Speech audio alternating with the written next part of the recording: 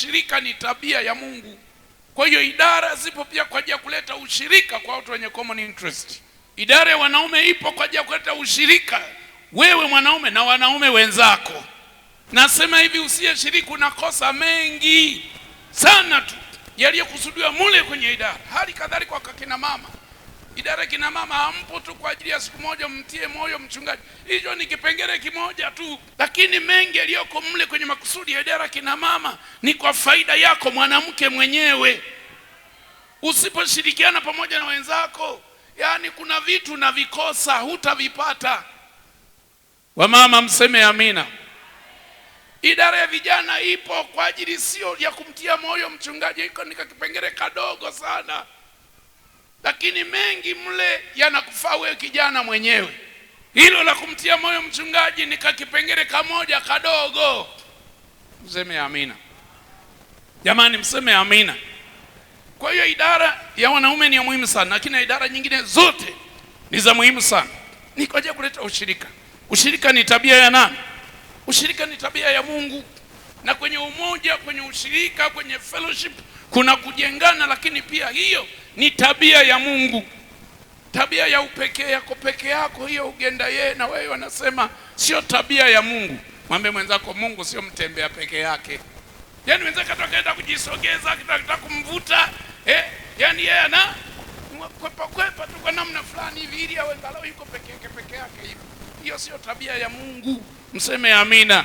Unamkuta mwanamke na yuko peke yake kivyake hivi, hata kwenye idara nako kumemshinda, na ipo kwa ajili ya kujengana, ipo kwa ajili ya kuleta ushirika, na kwenyewe nako unamkuta kijana hivyo, hautakuwa salama sana. Kumbuka kivyake, kila mtu kuwa na kivyake hivyo ndio kilileta matatizo kwenye bustani ya Edeni.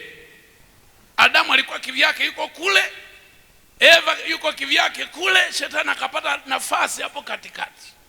Akamkuta mmoja yuko kivyake na mwingine yuko kivyake, akaanza kwa mmoja akamwini.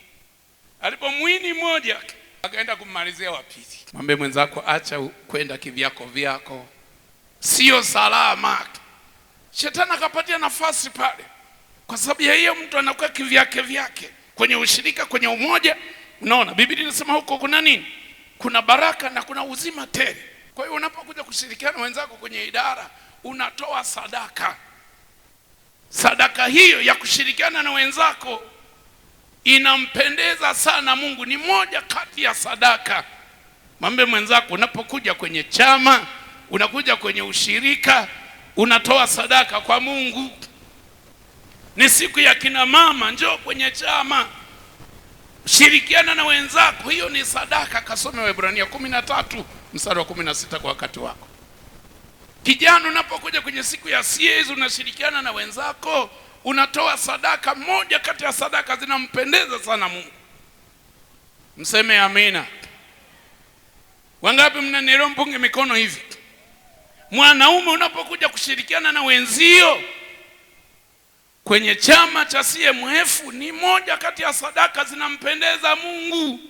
Mungu anapendezwa, hiyo ni sadaka. Maana lazima ujisacrifice, pate muda wa kujitoa, ukashirikiana na wenzako wakati wa makusanyiko.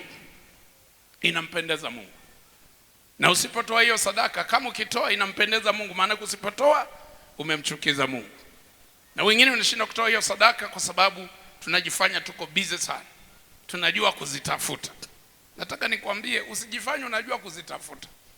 Mpaka muda wa kutoa sadaka ya kuwa na ushirika na wenzako kwenye idara, ukafikiri ndio mjuaji, ndio unajua sana kuzitafuta. Utazitafuta uji kuzipata. Huko kukaa kivyako huko sio kitu kinachompendeza Mungu. Kasome Samueli wa pili sura ya 11 kuanzia mstari wa kwanza pale mpaka mstari wa 27. Samueli wa pili sura ya 11 mstari wa kwanza mpaka mstari wa 27. Nasema kukaa kivyako peke yako sio salama hata kidogo. Idara zipo kuunganisha watoto kwa watoto, kuunganisha vijana kwa vijana, kuunganisha wamama kwa wamama, kuunganisha wanaume kwa wanaume. Ziko kwa sababu hiyo. Kukaa kivyako kuna hatari kubwa. Ukisoma hiyo Samueli wa pili sura ya 11, Daudi huyu aliyempendeza moyo wa Mungu, ikatokea siku wenzake wanaenda uwandani vitani kupiga vita, akina Yoabu na majemadari na askari na wanaume wote katika Israeli wameenda vitani. Daudi akabaki nyumbani amekaa kivyake vyake, wenzake wako vitani, yeye amekaa kivyake vyake, amejibakilia nyumbani. Kashinda, si alilala, Biblia inasema kaamka, baadaye akaenda kwenye gorofa yake atembee kwa kujinyosha, mpaka kaona ambavyo havikutakiwa kuonwa, kwa sababu likaa kivyake vyake na vikamletea shida. Akaviona alivyotakiwa asivione. Angekuwa ameenda kushirikiana na wenzake kule, akaviona ambavyo hakutakiwa kuviona. Akaona mke watu anaoga kule, bafu lenyewe liko wazi.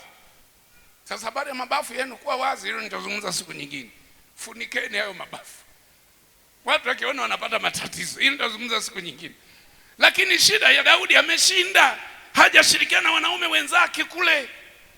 Ndio maana naona hayo mabafu yako wazi na kuna mwanamke mle anaoga, na Biblia inasema yule mwanamke alikuwa mzuri wa uso. Maana uzuri wa mwanamke ni uso tu, pua imekaaje, macho yamekaaje. Mengine yote tuko sawa tu, miguu vidole vitano, kucha ziko vile. Shida tu panasumbuaga hapa. Wanaume panasumbuaga hapa. Ni reception tu ndio inaleta shida. Na Biblia inaeleza hapo. Daudi akaanguka, kaingia tamaa. Mtu alikuwa anapendeza moyo wa Mungu akazini. Mtu alikuwa anapendeza moyo wa Mungu akaingia kwa mtu wa hila, anafanya hila, njama mbaya. Uria apeleke mstari wa mbele kwenye uwanja wa vita baada ya kushindwa kupitia kwake kupotezea nini? Hiyo dhambi yake. Baadaye amelevya mtu, baadaye akaua kwa mkono wa watumishi wake. Jamani, Bwana Yesu asifiwe. Shida hakushirikiana na wenzake.